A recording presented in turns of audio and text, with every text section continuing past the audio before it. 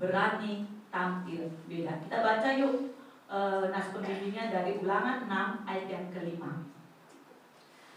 Kasihilah Tuhan Allahmu dengan segenap hatimu dan dengan segenap jiwamu dan dengan segenap kekuatanmu. Ya, ini adalah nas pembimbing atau sesuatu yang dialami oleh SMA yang akhirnya membawa mereka kepada berani tampil beda.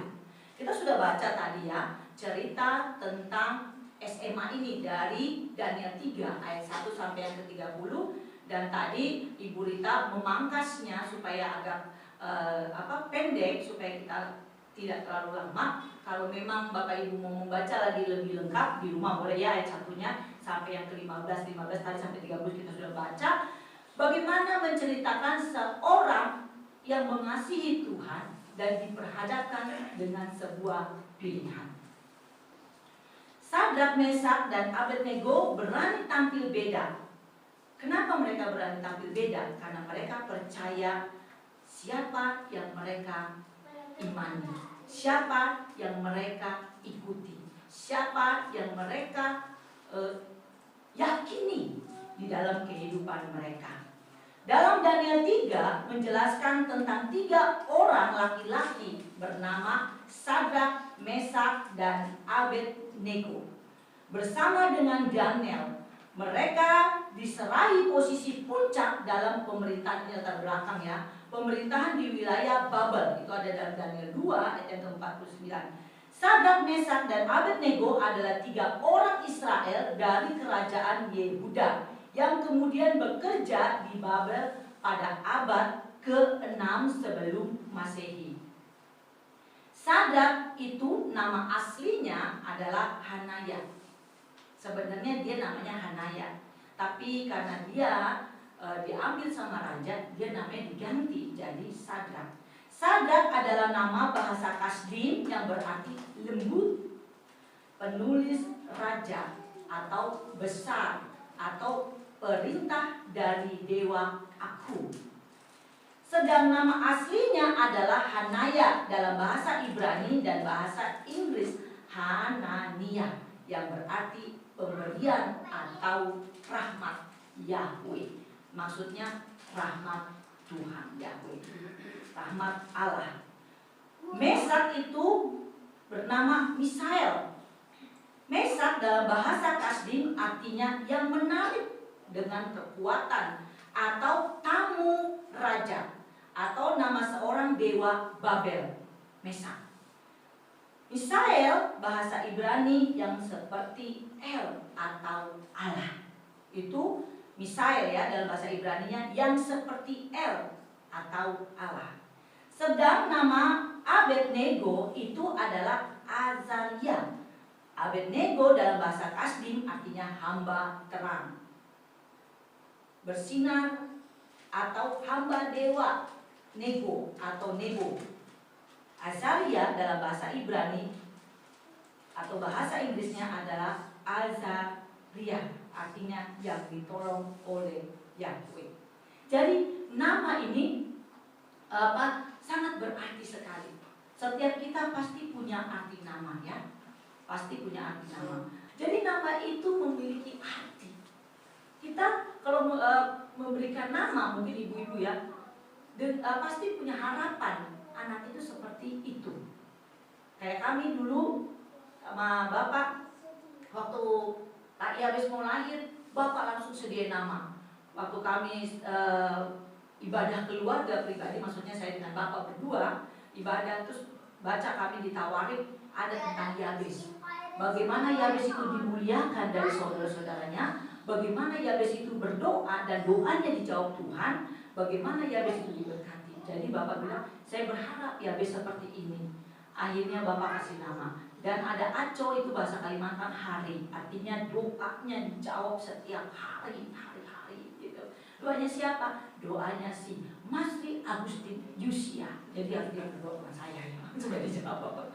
Begitu katanya. Jadi ada arti namanya.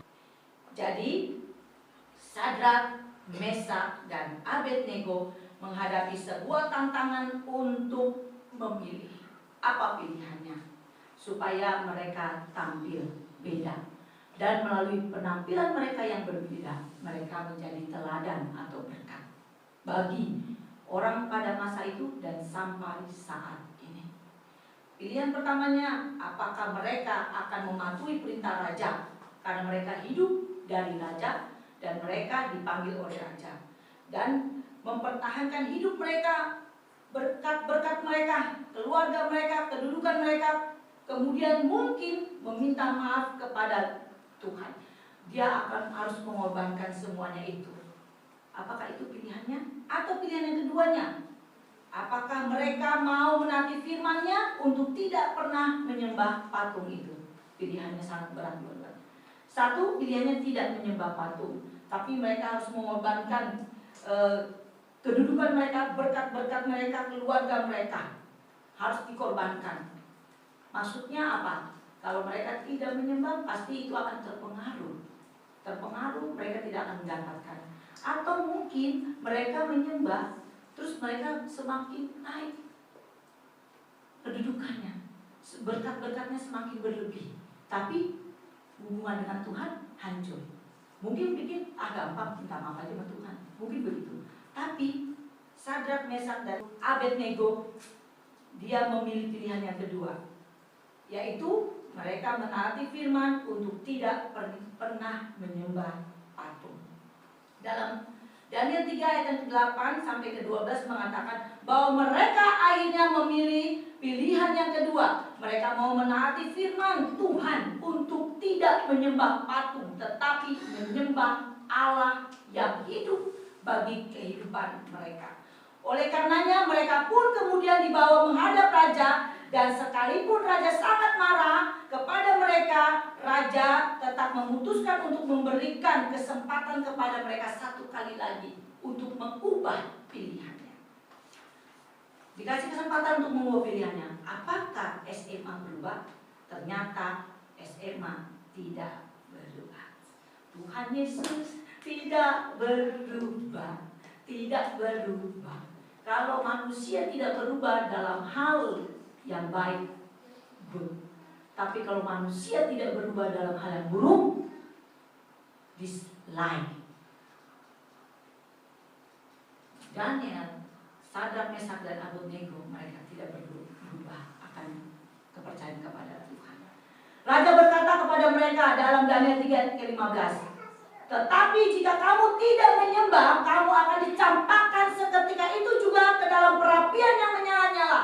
Dan dewa manakah yang dapat menyelepaskan kamu dari dalam tanganku? Artinya raja merasa dia lebih hebat daripada dewa-dewa yang ada. Karena mereka pikir Daniel SMA ini tidak percaya kepada dewa, jadi mungkin dia lebih hebat daripada dewanya katanya. Nebukadnezar II telah membuat hal ini menjadi sebuah kontes antara dewa-dewa Babel dan Allah Yehuda dengan menegaskan bahwa tidak ada yang bisa melepaskan SMA dari tangannya. Kayak apa? Sebuah kontes ya, sebuah perlombaan, pertandingan bahwa saya lebih jago daripada Tuhan kamu. Itu pikirannya si Nebukadnezar. Lalu Sadrak, Mesak, dan Abednego menjawab dalam Daniel 3 ayat yang ke-16 sampai yang ke-18. Kita baca bersama-sama bagian ini, karena bagian ini yang akan kita pelajari sebagai tampil beda yang akan menjadi teladan atau berkat buat kita. Kita baca bersama-sama Daniel 3 ayat yang ke-16 sampai yang ke-18. Kita baca bersama-sama dengan bersuara.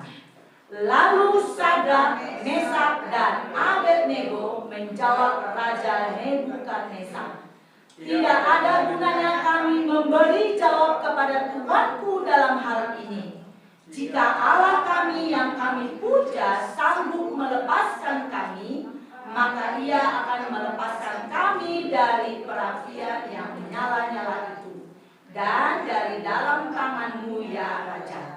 Tetapi seandainya tidak, hendaklah Tuanku mengetahui, ya Raja, bahwa kami tidak akan memuja dewa Tuanku dan tidak akan menyembah patung emas yang yang Tuanku dirikan itu. Hal 3 ayat ini yang akan kita pelajari, yang menjadi bagian penting bagaimana SMA tampil beda, yang menjadi teladan buat kita. Betapa luar biasanya pernyataan SMA ini. Dan ini adalah pengakuan iman yang dahsyat. Beranikah kita mengucapkan pernyataan iman seperti yang diucapkan oleh Sadrak, Mesak, dan Abednego? Berani nggak kira-kira? Kita koreksi dalam diri kita sendiri.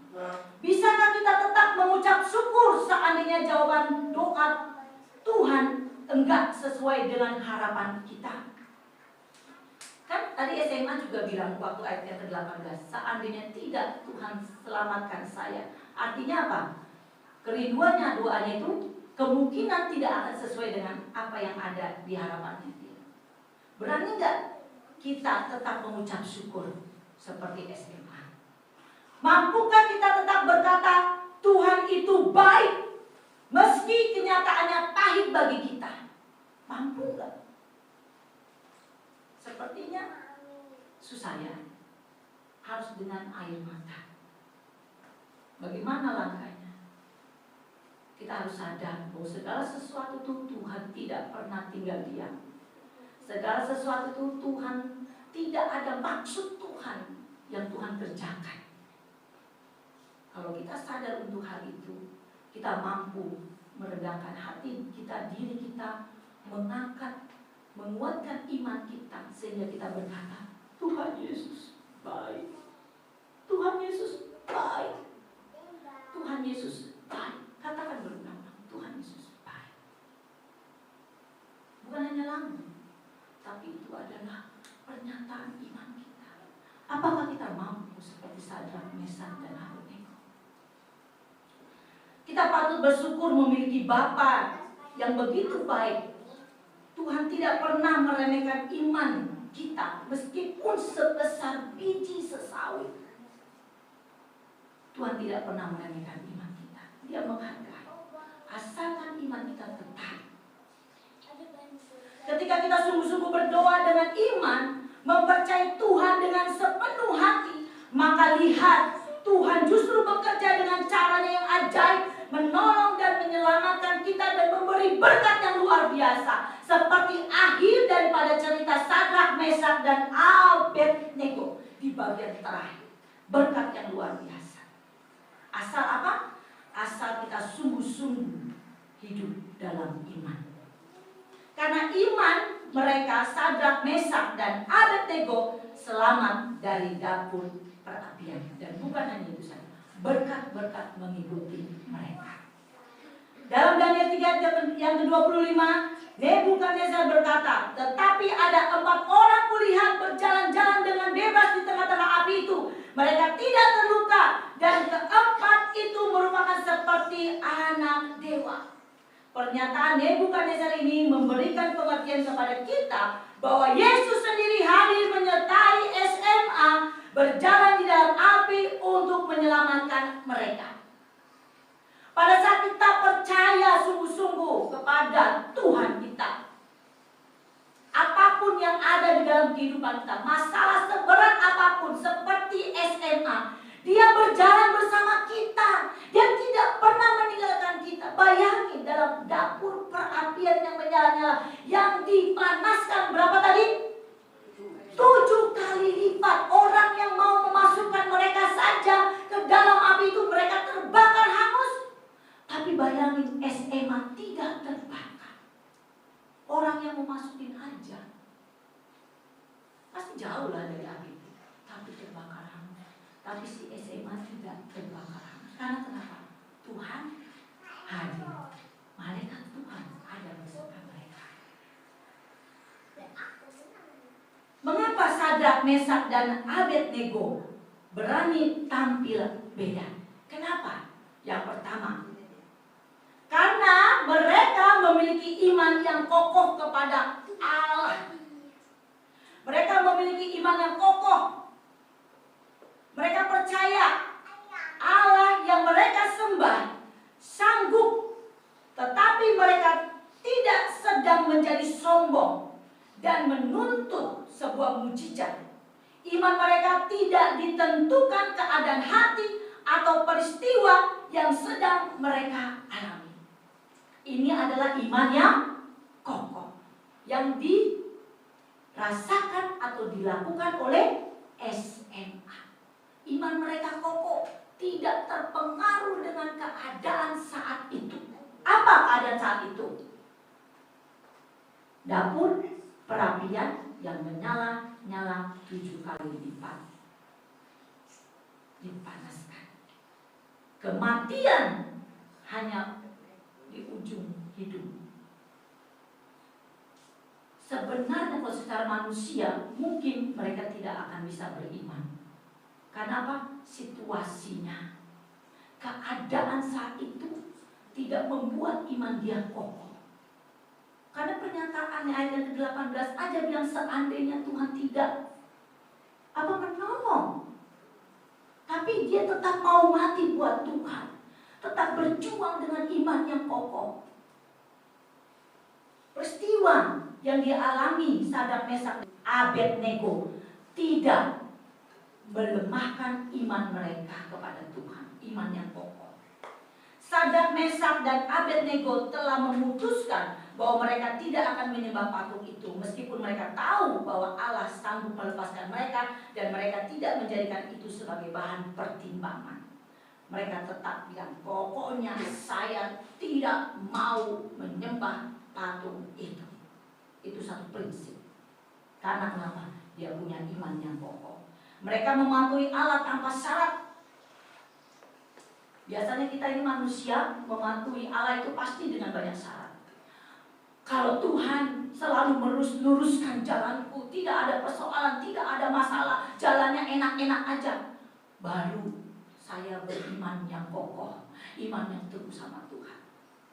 Kalau gak ada persoalan, kalau gak ada penyakit, kalau gak ada kekurangan, kalau gak ada apa, baru memiliki iman yang kokoh.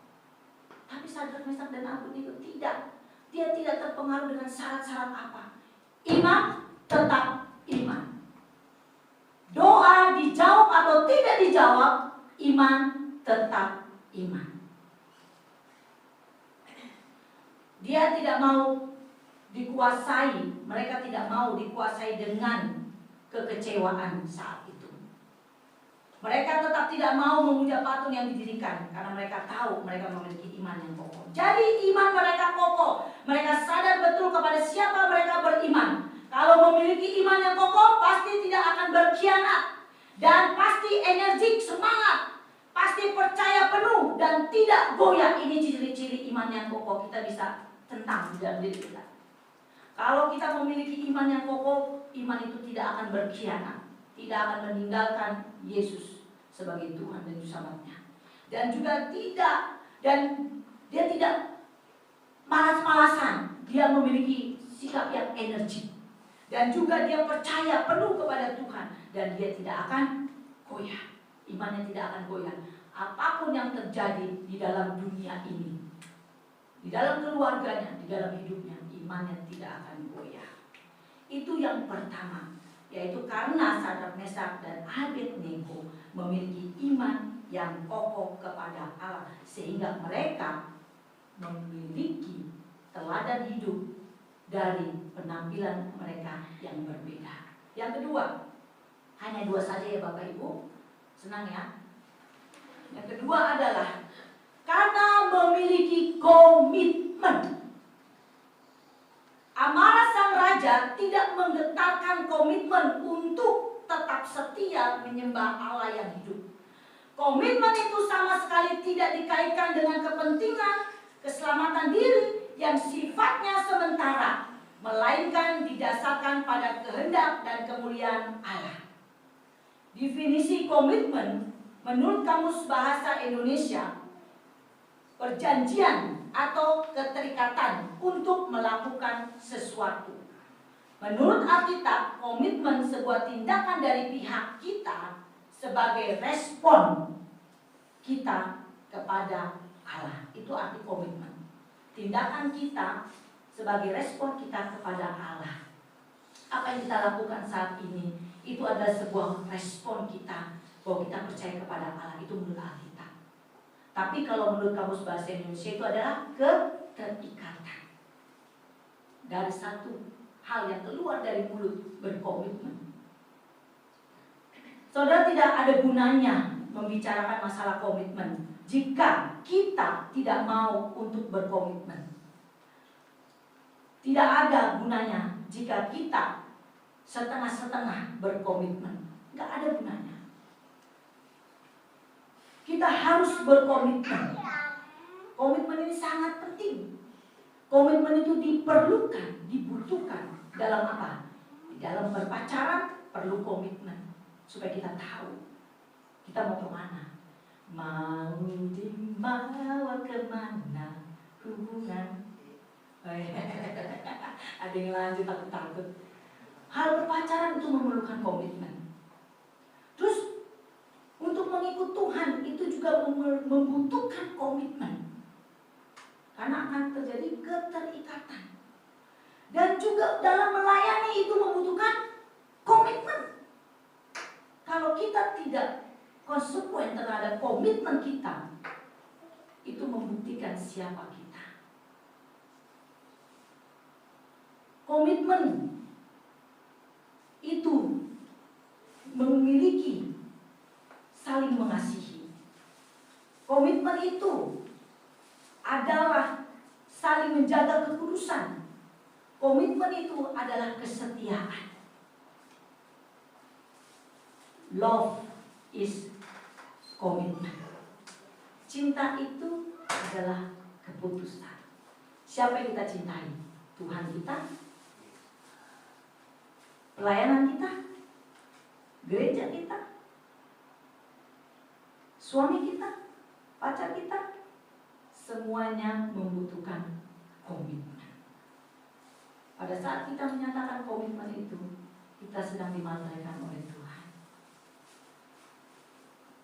Jika tidak ada komitmen, maka hubungan kasih itu akan rusak dan ternoda oleh dosa. Kalau tidak ada komitmen. Komitmen untuk tadi, hidup kudus, hidup suci, hidup taat. Terus menjaga kekudusan hidup, saling mengasihi, kesetiaan. Makanya kalau nggak ada komitmen, pasti hubungan kita, kasih kita akan rusak dan ternoda oleh dosa. Dalam Ulangan 6 ayat yang kelima dikatakan, kasihilah Tuhan Allahmu dengan segenap hatimu dan dengan segenap jiwamu dan dengan segenap kekuatanmu. Ini ada satu komitmen. Komitmen sebagai seorang anak Tuhan yang sudah ditebus, yang sudah menikmati kebaikan Tuhan, yang sudah merasakan bagaimana hidup kita diselamatkan oleh Tuhan. Pengalaman-pengalaman hidup yang Tuhan izinkan buat kita. Dan kita dibebaskan. Kita harus memiliki komitmen, yaitu kasih Tuhan Allah. Dengan apa?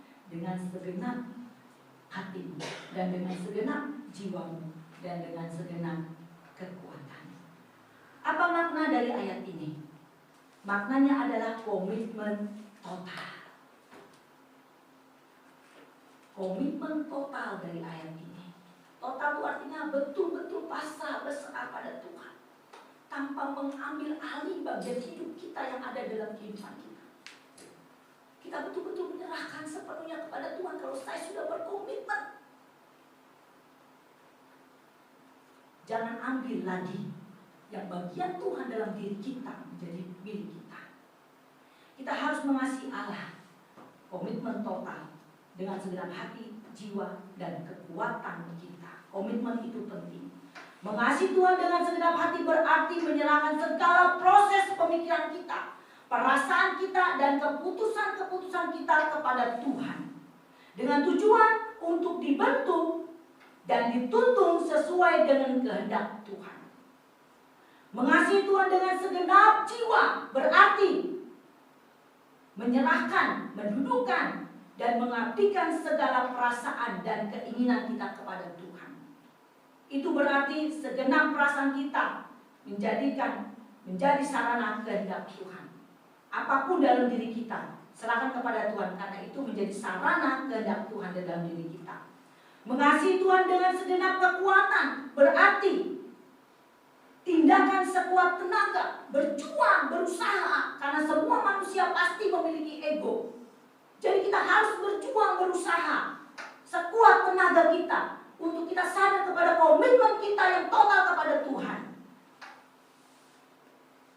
kita nggak boleh menyerah, pantang menyerah oleh situasi dan kondisi apapun kondisi yang ada.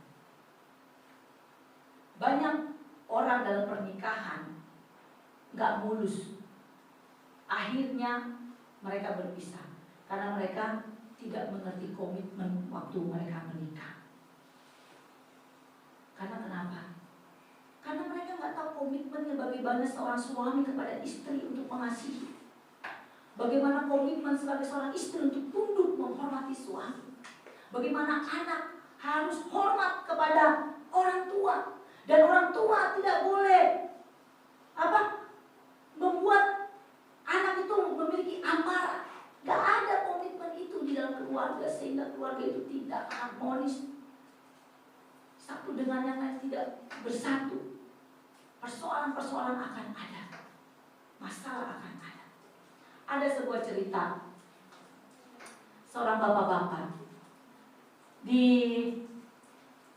dompetnya itu ada foto istrinya. Foto istrinya. Muka istrinya itu bukannya ya, muka istrinya tuh mungkin cantik lah ya, tapi mungkin mukanya saat itu yang lagi serem, yang diambil sama suaminya, dipotong terus ditaruh di dompet. Terus dia suka melihat. Nah, di kantor dia ada persoalan. Waktu dia ada persoalan di kantor, dia keluarin itu dompet, dia lihat fotonya, foto istrinya. Terus temennya lihat, ih hebat bapak nih, katanya, suka ngeliat foto istrinya di dompet. Iya. Terus memang bapak suka ya lihat foto istri ya? Iya, saya suka sekali lihat foto istri saya di dompet. Oh gitu, kenapa pak? Iya, karena setiap saya punya masalah berat, dimanapun saya punya masalah berat, saya selalu melihat foto istri saya. Kenapa pak? Istrinya bapak itu menyejukkan, senang? Tidak, karena saya waktu melihat foto istri saya memikirkan, Tuhan terima kasih, karena masalah dengan istri saya lebih berat daripada persoalan. Masalah dengan istri saya katanya lebih berat daripada persoalan di kantor. Masalah dengan istri saya lebih berat dari di mana-mana. Jadi saya bersyukur. Kira-kira foto istrinya dia tenang. Tenanglah kini hatiku. Kira begitu. Ternyata istrinya itu membuat sesuatu semangat yang baru. Karena ternyata lihat istrinya lebih parah daripada persoalan gitu. Jadi persoalan itu sebenarnya di mana-mana itu ada. Nggak mungkin nggak ada namanya hidup. Kalau nggak mau ada persoalan, jangan hidup. Jadi kita harus sekuat tenaga kita. Ini membuktikan segenap kekuatan, memperjuangkan komitmen total kita kepada Tuhan. Dengan persoalan-persoalan, masalah-masalah dalam keluarga, dalam apapun itu, di dalam pekerjaan, jangan kita menyerah. Ketika kita mengambil komitmen untuk mengasihi Tuhan dengan segenap kekuatan kita, apapun yang terjadi tidak akan memgoyahkan komitmen kita kepada Tuhan. Jangan karena pekerjaan, persoalan, teman hidup, atau kedudukan akan menggoyahkan komitmen kita kepada Tuhan. Belajar kepada SMA. Dalam Daniel 3 ayat yang ke-30, ayat 28 sampai yang ke-30 membuktikan iman SMA yang kokoh dan komitmen hidup SMA membuat suatu pernyataan Raja Nebukadnezar terhadap iman mereka. Kita baca bersama-sama. Dari ke-28 sampai 30 ya. Kita baca bersama-sama. Berkatalah Nebukadnezar, terpujilah Sadrak, dia telah mengutus malaikatnya dan melepaskan hamba-hambanya yang telah menaruh percaya kepadanya dan melanggar titah raja dan yang menyerahkan tubuh mereka karena mereka tidak mau memuja dan menyembah Allah kecuali Allah. Sebab itu aku mengeluarkan perintah bahwa setiap orang dari bangsa, suku bangsa atau bangsa manapun yang mengucapkan penghinaan terhadap Allahnya Sadrak, Mesak dan Abednego agar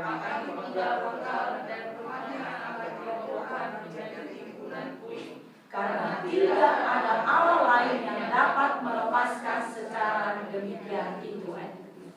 Lalu raja memberikan kedudukan tinggi kepada Sadrak, Mesak, dan Abednego di wilayah Babel.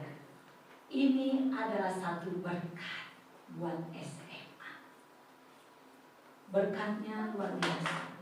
Mereka menjadi apa? Teladan. Mereka karena kenapa? Karena mereka berani tampil beda. Mereka mendapatkan berkat yang luar biasa. Bagian yang ke-30 tadi. Mereka diangkat lebih tinggi dari sebelumnya. Harusnya mereka mati, tetapi mereka mendapatkan berkat yang luar biasa. Karena kenapa? Karena Sadrak, Mesak, dan Abednego tahu siapa yang mereka ikuti. Mereka tidak terpengaruh oleh segala sesuatu yang ada di sekeliling mereka. Iman mereka teguh. Mereka berkomitmen kuat kepada Tuhan. Sebagai penutup, kisah SMA meneguhkan kita. Tidak ada alasan bagi kita untuk kompromi dan menjual iman kita. Saudara, kita semua punya komitmen kepada Tuhan. Marilah masing-masing mempertahankan komitmen kita. Komitmen untuk apa? Untuk mengasihi Tuhan dengan segenap hati, dengan segenap jiwa, dan dengan segenap kekuatan kita. SMA, Sadrak, Mesak, dan Abednego berani tampil beda karena memiliki iman yang kokoh kepada Tuhan, serta memiliki komitmen yang sungguh kepada Tuhan. Maka mereka menjadi berkat. Mereka dapat menginjil karena Nebukadnezar bisa mengakui Tuhannya SMA. Bahwa Tuhan SMA adalah Tuhan luar biasa. Dan SMA dianggap. Dan juga kita bisa berkomitmen kepada Tuhan. Kita mau mengoreksi diri kita masing-masing. Ini menjadi berkat buat kita. Bagaimana kehidupan Sadrak, Mesak, dan Abednego yang Tuhan berikan kepada kita pada hari ini. Kita mau berdoa.